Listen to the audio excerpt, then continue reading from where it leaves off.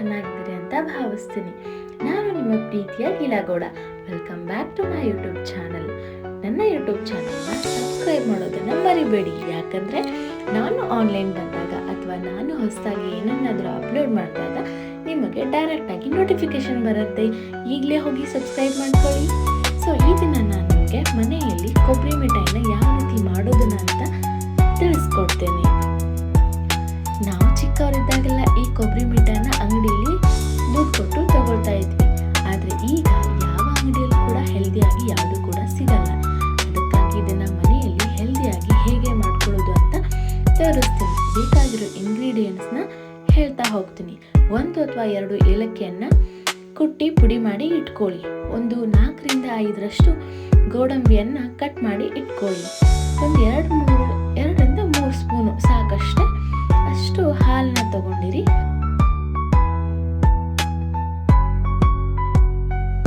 ಆಮೇಲೆ 2ರಿಂದ 3 ತೆಂಗಿನಕಾಯಿ ಕರಟನ್ನು ಆಲ್ರೆಡಿ ತುರಿದು ಇಟ್ಕೊಳ್ಳಿ.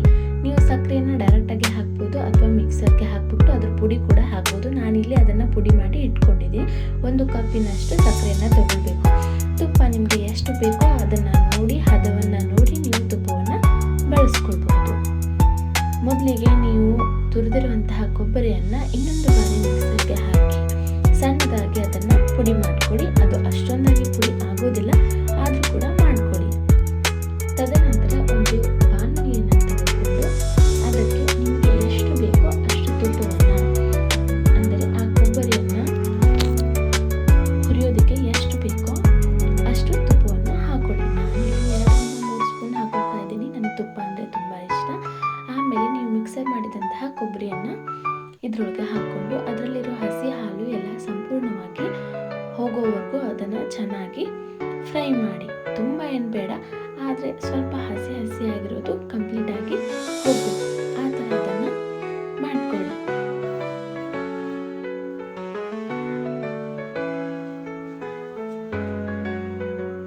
ಅದು ಸೀದ್ ಹೋಗದೇ ಇರೋ ಹಾಗೆ ಆವಾಗ ಅದನ್ನು ಅಲ್ಲಾಡಿಸ್ತಾ ಇರಿ.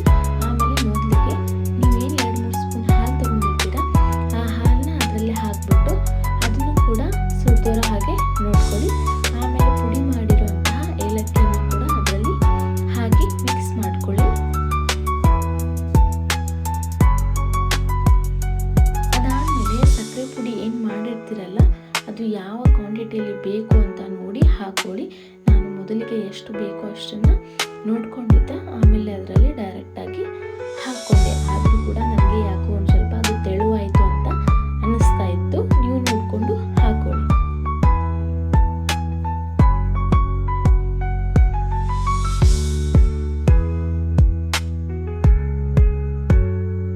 ಅದನ್ನು ನೀಟಾಗಿ ಮಿಕ್ಸಪ್ ಮಾಡ್ಕೊಳ್ಳಿ.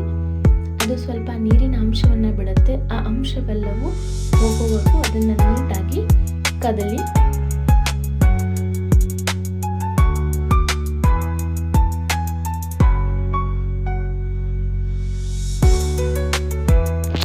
ನನಗೆ ಯಾಕೋ ಸಕ್ಕರೆ ಪಾಕಗಳು ಹೆಚ್ಚಾಗಿ ಇತ್ತು ಅಂತ ಅನ್ನಿಸ್ತು.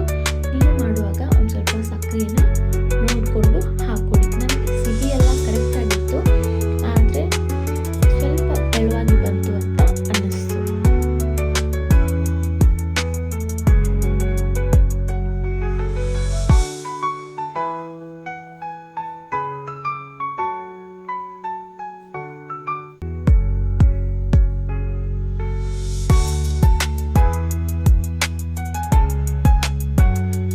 ಅದರಲ್ಲಿರೋ ನೀರಿನ ಅಂಶ ಹೋಗೋವರೆಗೂ ಅದನ್ನು ಚೆನ್ನಾಗಿ ಬೇಯಿಸ್ಕೊಳ್ಳಿ.